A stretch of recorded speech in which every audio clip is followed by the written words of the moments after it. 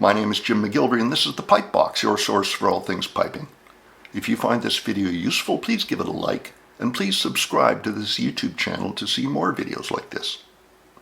We're going to go over some music today, and you can print this music out by going back to the description of this video on my YouTube channel. You will find a link to a PDF there. Today I would like to give to you what I call my Piobaireachd practice pack. This is a series of exercises that will allow you to practice almost every essential piece of Piobaireachd technique. Now, I'm not going to show you how to play each piece of technique today. I'm going to give you the exercises. I'm going to talk about one or two of the pitfalls in them, and then I will demonstrate them on a Dagger electronic chanter. I'm a great believer in exercises as the surest way to improve your music. The more automatic and free-flowing your technique is, the more concentration you can put into music and into blowing your pipes in tune. The key here with exercises is first to learn how to play an exercise well. Once you can play that exercise well, the work starts. What you need to do now is you need to play that exercise over and over and over and over again and play it well every single time. Over the course of a few weeks or a few months, you'll start to see that piece of technique in your playing get better and get more consistent, so you're having to think about it less. Okay, let's get started. First is the Vedare or Vedare movement, the F throw. You'll notice at the start of this exercise, I write play 4 times. If this piece of technique is problematic for you, you might want to play it 6 times or 8 times. The number of times I ask you to play it is just a suggestion. The more you play it, the more benefit you are going to get from it. Okay, here is exercise 1.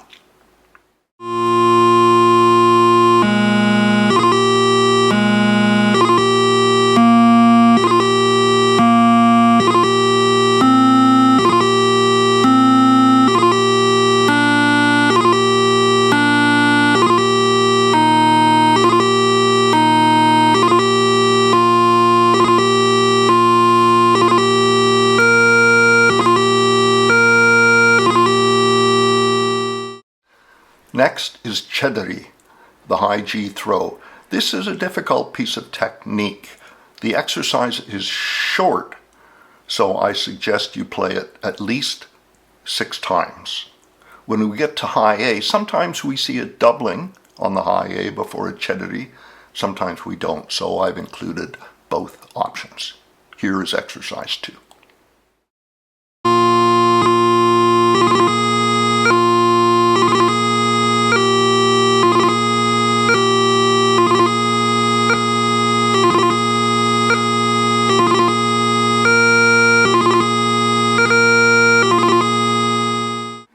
Remaining on the top hand, we'll now move to top hand strikes. Top hand strikes are not difficult, but they are easy to miss.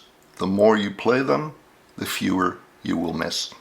Here's exercise 3.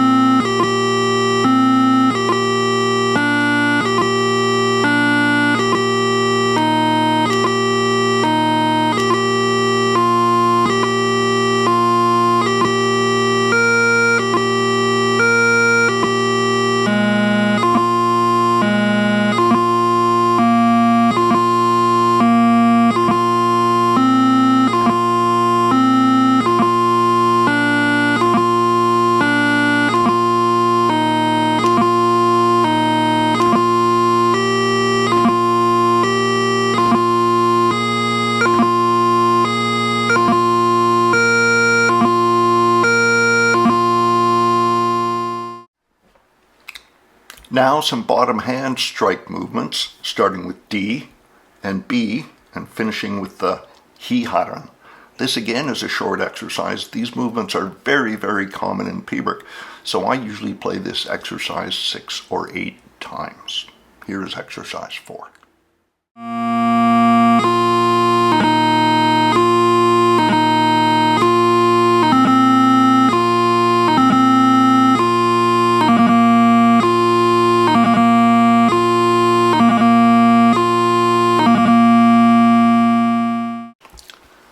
Next up, the Taorluath. Don't forget that in your D Taorluath, we have a B grace note replacing the D grace note. I always play my D Taorluaths and Crunluaths twice as much as the other notes. Here is exercise 5.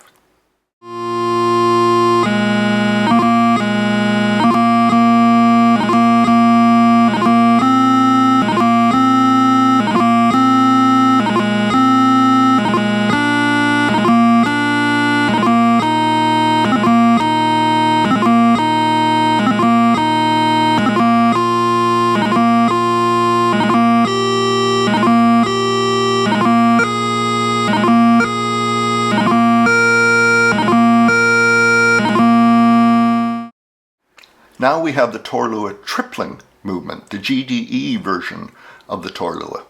Keep the grace notes even and well separated. Here's exercise 6.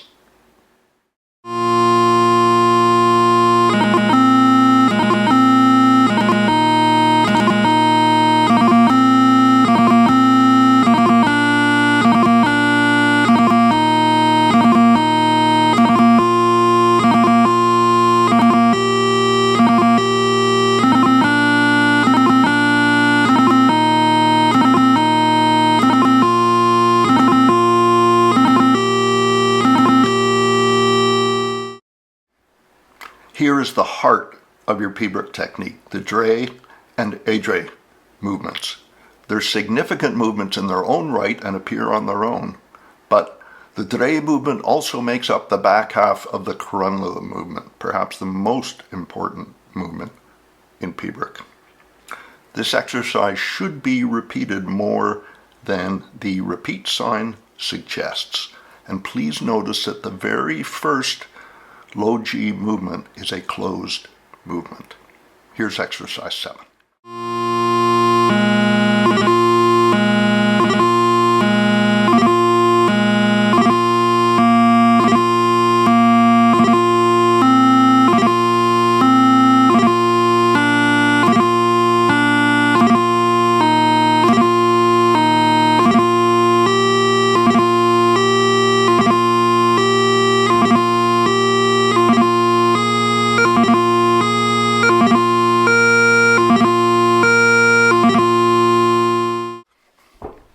Here is some more Dre work. You can play the Dre movement while climbing the scale, so let's do that.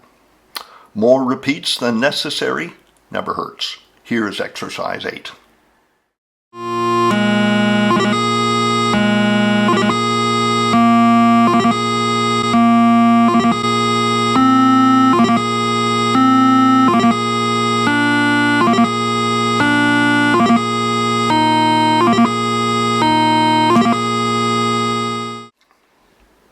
Now for a Crunluath Fosgailte exercise. This exercise makes liberal use of the Dre movement. Try to keep in touch in this exercise with the 6/8 rhythm and try to keep the middle note audible. Here's exercise 9.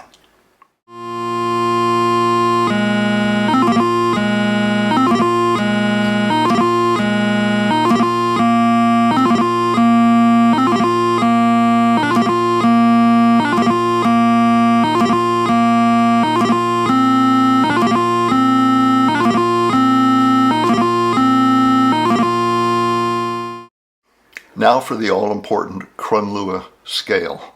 For most Piobaireachd players, this is the most important exercise and it should be played frequently. Note that this exercise includes a closed low G Crunluath in the first bar, and in bar 5, a closed Crunluath from B. There are twice as many Crunluaths on D as any other note. Don't overlook these. Here's exercise 10.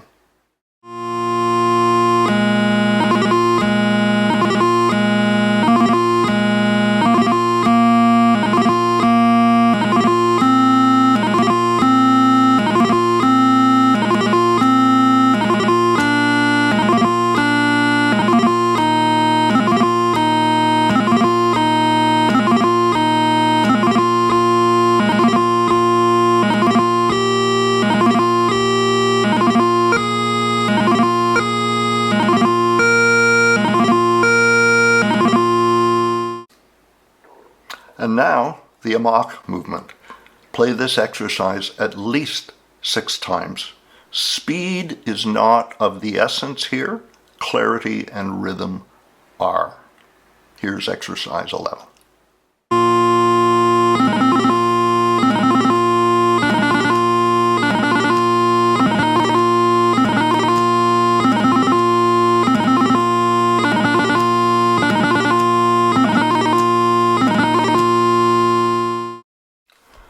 Our final exercise is actually a Piobaireachd variation.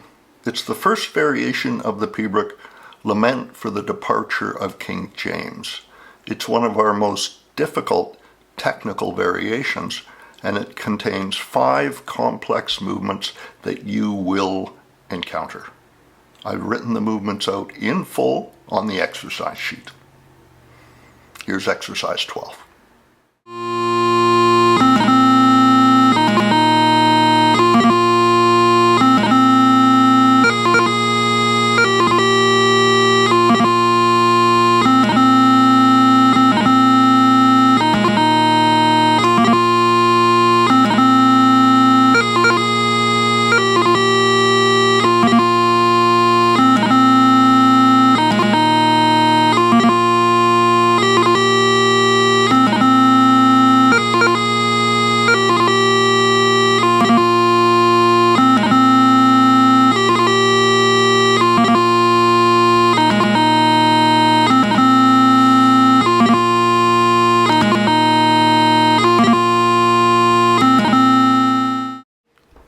That is my Piobaireachd practice pack.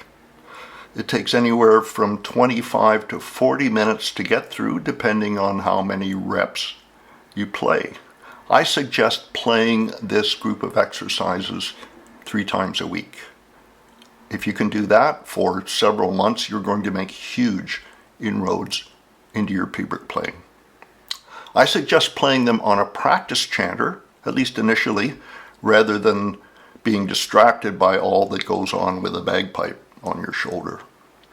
If you'd like to learn more about Piobaireachd technique, I suggest you indulge yourself in my Piobaireachd Fingerwork technical tutor. It contains over 110 Piobaireachd exercises and demonstration recordings and troubleshooting instructions. Good luck with your Piobaireachd.